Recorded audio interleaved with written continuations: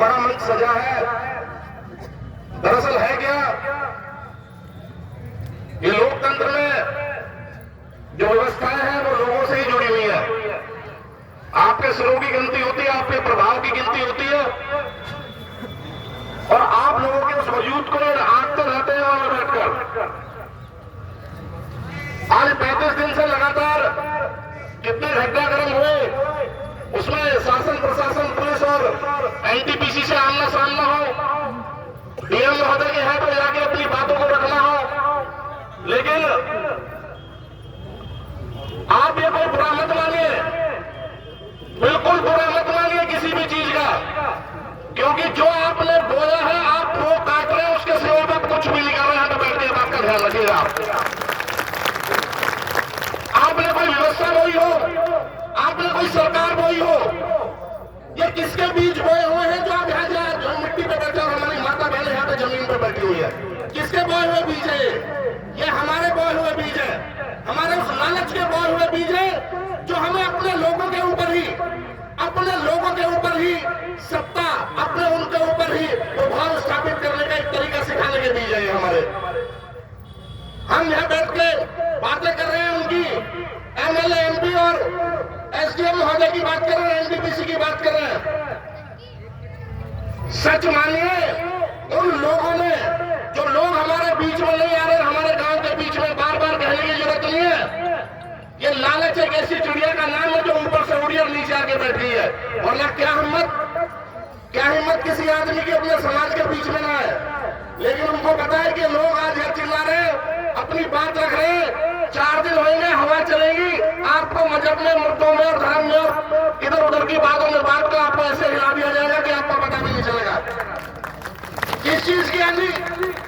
कौन कह रहा है कि देश में ऐसी तानाशाही सरकार चल रही है? इस चीज की आंधी, सत्ता की भरपूरता की आंधी। ये आंधी कुछ नहीं होती जी। आप यहाँ ग्रामीण परिवेश के आदमी है, क्या होती है आंधी? एक बात बताओ, आंधी में क्या उड़ता है? आंधी में कूड़ा, करकट, पिन्नी, मैं कह रहा हूँ वो चीजें उड़ती है जिनका वजूद नहीं होता, जिनकी जड़ नहीं होती, वो आंधी में उड़ के एक तरफ चली जाती है। तो ये लोग, ये भ्रष्टाचारी लोग, ये भ्रष्टाचारी नेता जो अपने समाज के, मैं किसी समाज की बात नहीं कर रहा हूं, यहाँ पे पूरी 36 बरादरी बैठी हुई है। और जो सत्ता का पूरा खेल, ये पूरा सत्ता का पूरा चौकोर, जब ये एक 360 डिग्री घूमता है तो घड़ी की सुई पे कोई ना कोई हमारी बरादरी का, कोई ना कोई हमारा भ्रष्टाचारी हमें वहां पे बेचने के लिए बैठा हुआ दरबार है।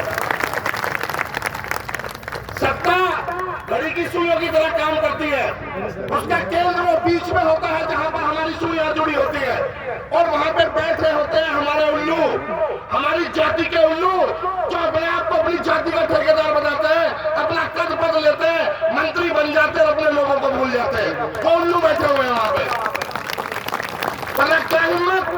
क्या हिम्मत किसी सरकार की, क्या हिम्मत लखनऊ में बैठी हुई सरकार की, क्या हिम्मत केंद्र में बैठी हुई सरकार की, वो आपके वजूद को कमा दिया है। लोग कह रहे हैं जी सत्ता की ऐसी आंधी है कि सारे नेता, सारे विपक्ष के नेता, पक्ष के नेता घूम फिर के लगातार सत्ता की तरफ उड़े चले जा रहे हैं। मेरे भाइयों, याद रखिएगा, उड़ेगा वो जिसका वजूद नहीं होगा, जो अपने मूल से जुड़ा नहीं होगा। क्या उड़ता है बड़ी आंधी में? पूरा करकट उड़ के दूसरे की छत पे चला जाता है। इनको करकट बोला जाता है, टीर भर के दूसरे की छत पे चली जाती है। लेकिन ध्यान रखिएगा, वजूद वाली चीज जो जड़ है, जिसने अपने वजूद को बांधा हुआ है, अपने ईमान को बांधा हुआ है, अपने समाज को बांधा हुआ है, वो न कभी जिंदगी में किसी आंधी और भय से और किसी कद और पद से न कभी उड़ा, न कभी उड़ सकता है। हम लोग के बीच में था और हमेशा आप लोग के बीच में रहेगा। क्या आयोग की बात होगी साहब? गौतम बुद्ध नगर जिला 24 घंटे अखबारों में केवल कहते हैं कि हम तीसरे फेज का अधिग्रहण कर रहे हैं, चौथे फेज में एयरपोर्ट का अधिग्रहण कर रहे हैं। आज का अखबार पढ़ना था 30,000 हेक्टेयर जमीन नोएडा बनवा रहे हैं। अरे अधिकारियों और सत्ता में बैठे सत्ताधीशों, आप अपने यहाँ विकास कर लो, हमारी जमीन को ऐसी की ऐसी छोड़ दो जैसी हमारी है गौतम बुद्ध नगर की, अगर तुम्हारे अंदर एक नजर। लेकिन ध्यान रखिएगा, आपकी समस्या उनके केंद्र में नहीं है, वरना गुरुजी इस जिले के अधिकारी 24 घंटे आपकी जमीन के अधिग्रहण के लिए 24 घंटे काम कर रहे हैं, 24 घंटे काम कर रहे हैं। जब आप सुबह उठते अखबार पढ़ते हैं तो उस अखबार में आपकी जमीन के किस हिस्से को बेचा जा रहा है। अब आपको खुर्जा से लेके बुलंदशहर की जमीन को बेचने की बात होगी, कभी आपकी यमुना प्राधिकरण से आपको जाके कह रहे नौजीर बाजना तक और हम राय सिटी तक हम पहुंच जाएंगे। आपने मयूर विहार से लेके 0 पॉइंट तक नोएडा को बेच दिया, नोएडा को कॉरिडोर तक खत्म कर दिया, एनटीपीसी को लेकर धौलाना तक बेच दिया। अरे क्या कर रहे हो भाई? क्या तुमने कभी तुम्हारी उन गिनतियों में, इन रूल बुक में ये भी समय है तुम्हारे पास कि आज 35 दिन से माता बहनें लगातार, हमारे किसान भाई 12 आदमी जेल जाने के बाद, लाठी खाने के बाद, माता बहनें वाटर कैनन यूज करने के बाद और यहाँ पे पुलिस की भगदड़ के बाद, क्या एक आदमी और एक अधिकारी में इतना दिल नहीं है, एक नेता में इतना दिल है कि हाँ जाता पूछ लेता भैया तुम जो बैठे हो यहाँ पे आके? देखिए, कोई मुफीद समय नहीं होता आंदोलन का। लोग कहते हैं कि चुनाव आएगा तो आंदोलन कर लेना। कमजोर आदमी कमजोर वक्त ढूंढता है, नहीं। और जिंदा कौम 5 साल सत्ता के परिवर्तन का इंतजार नहीं करती। जिस दिन उनको परेशानी होती है उसी दिन वो रोड पे चलना शुरू हो जाती है। आप जिंदा हो? अरे बोलो मेरे साथ, जिंदा हो अमृत हो? जिंदा हो तो लड़ोगे? कब लड़ोगे? आज लड़ेंगे, आज। और ये सत्ताधीशों का ध्यान रखिएगा, ये सत्ताधीश पहले इन मुद्दों को, इन आंकड़ों को, गलत आंकड़ों को अपने दिमाग से निकालना शुरू कर दो। मत करो इंतजार 5 साल का कि 6 महीने बचेंगे, आचार संहिता आएगी, हमारे काम होंगे। हमने 5 साल सरकार चलाने के लिए वोट दिए। 5 साल 1825 दिन, पूरे 1825 दिन हमसे जवाब मांगेंगे। और अगर आपकी सत्ता के केंद्र में हम नहीं रहे तो हम नहीं जानते क्या एमएलए, क्या एमपी, क्या मंत्री और क्या संतरी। हम जानते हैं जनता, उसके काम। और एलआरएम महोदय, श्रीमान जी 3 मीटिंग का पार्ट है, आपको ये बताइए कि मीटिंग में किसकी कमी है। डीएम साहब सारा डेटा लेकर बैठ गए, मुख्य विकास अधिकारी पे एनटीपीसी अपनी बातें बढ़ देती है, लेकिन आपको ये शर्म नहीं आती कि वो अधिकारी हमारी मीटिंग का पार्ट बने।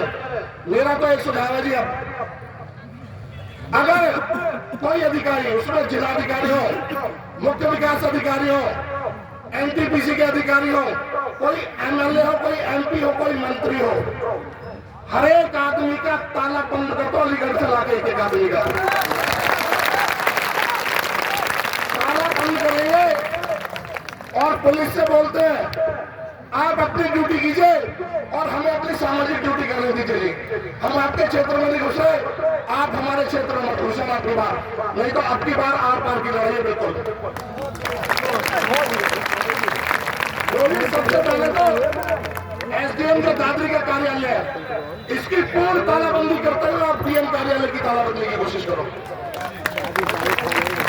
अब रसूलपुर में बैठेंगे, जब तक बैठेंगे चाहे साल भर बैठना पड़े, जब तक हमारा एक हक नहीं मिल जाता। लेकिन बीच में 1-2 दिन, किसी दिन आराम तो हराम है, एक दूसरे के विचार के लिए बैठेंगे। वरना रसूलपुर की जमीन से कारवा चलेगा, चाहे विधायक हो, सांसद हो, डीएम हो, एसडीएम हो या कोई भी भ्रष्ट अधिकारी, कोई भी भ्रष्ट अधिकारी हो, अगर जिले में रहेगा, जिले में वो आदमी रहेगा, वो नेता रहेगा, वो अधिकारी रहेगा जो किसान हित की बात करेगा, वरना यहाँ से छोड़ के जाएगा जिले को। धन्यवाद।